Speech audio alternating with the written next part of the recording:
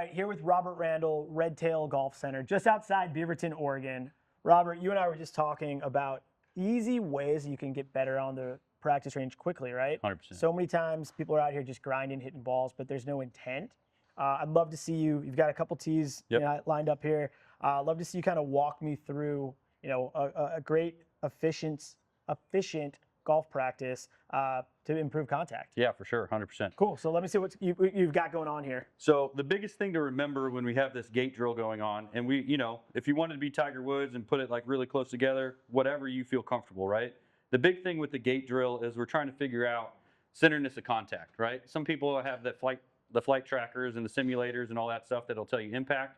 But if you're at the range, full swing, you don't have the ability or funds to do that, this would be a great drill to just kind of understand where you're striking it on the club face.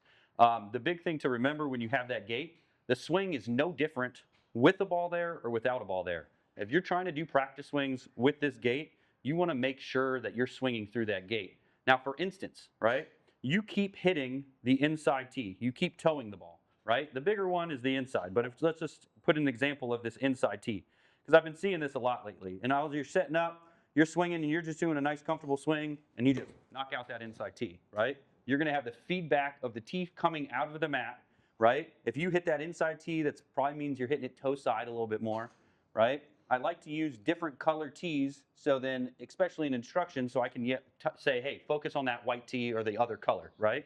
So if you keep hitting this one without a ball there, physically try to hit the outside tee, right? So if we go there, sometimes what I see in lessons where people keep hitting this tee, they focus on this tee, they swing right between the gates, which I didn't do there, but that's totally okay, right? That's still giving me feedback. I have been hitting it slightly toey, but again, as a ball's there versus not, right? If we hit this one tee, we'll kind of have a little bit better feedback, right? So I hit that a little toey, but by all means, I hit that ball good.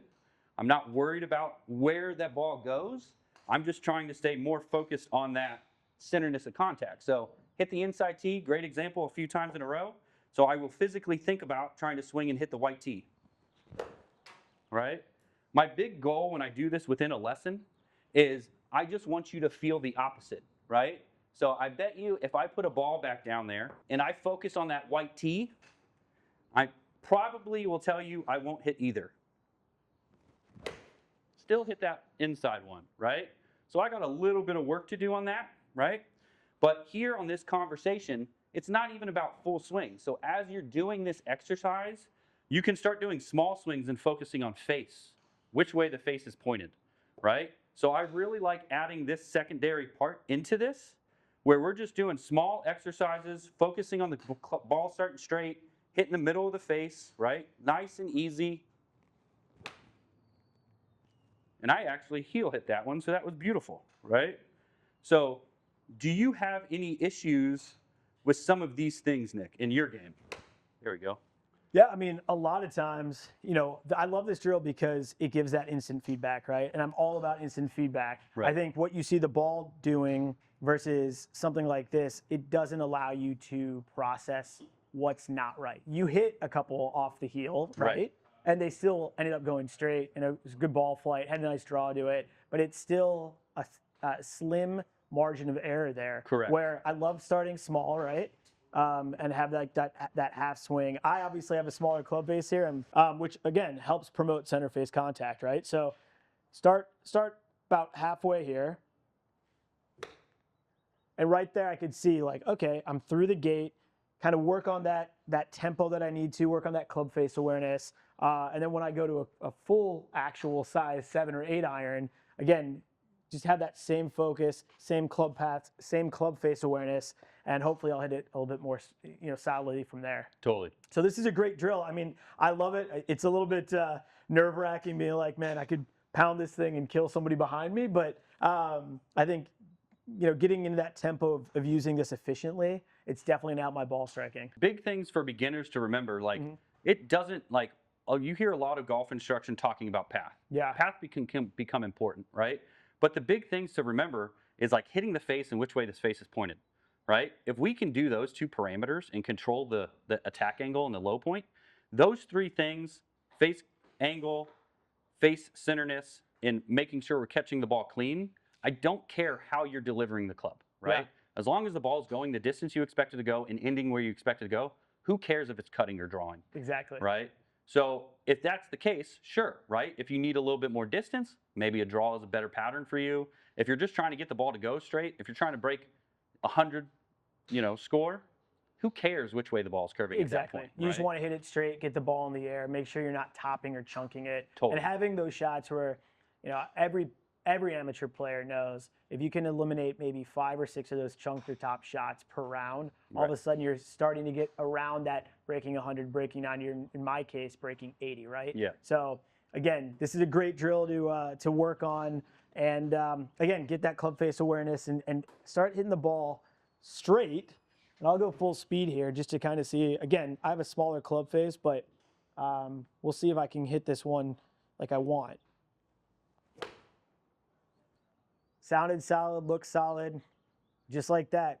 Repeat and rinse and repeat, right? Yes, sir. All right, Robert, now I've got my normal 7. So this will make it a little bit trickier, the moment of truth, Yes, you know, sir. if I hit these tees or not. Kind of a knuckleball there, but I actually did hit it right through those gates. You did. And it went straight. Again, you said it doesn't really matter about where, what your flight path is, as long as you're hitting it straight, right? So I'll hit one more here, see if I can hit this a little bit more solid.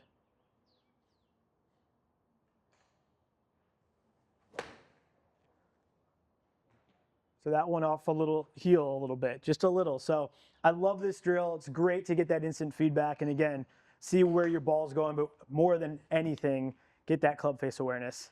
That being said, right, this also helps us just with tendencies. Exactly. When you get to the golf course and you kind of know that you tend to do something, yeah, it might be an idea of like, I need to hit this off the center, but I know that I always hit it off the inside, right? So like on the course, maybe instead of, as you're playing here, go ahead, set your club up, Nick. So you have a tendency to hit it off the toe, hitting that inside tee. So even on the course, maybe we set up a little purposely more on the heel so you can have that better strike pattern. Interesting. Right? You can always work on it when you come to the range, but when you go to the course, just understanding the tendencies, right? So when you go out there so you can pure a couple more balls. Yeah. That's actually really good. You don't think about that, right? You think every time you want to just come up here, put it in the middle of your club face. But to your point, if your tendency is heel or toe, you're never going to actually get it in the middle. So I'll set it up here at address a little bit more off that heel and see if that makes much of a difference coming through. Sure did. That sounded beautiful, dude. Yeah, again, it's tailing a little bit to the right, but it sounded perfect, right? So I actually really like that. I wonder if that's a tendency that I have that I need to kind of use to my advantage out there. Yeah, and then when you come in practice, you put up the gates and you're trying to hit more square through the gates, but, if you can just make that small compensation to help you hit the ball straighter, have less gear effect, all that good stuff, even with driver, could be massive. Yeah, I love this, man. Yeah. Great drill. Awesome.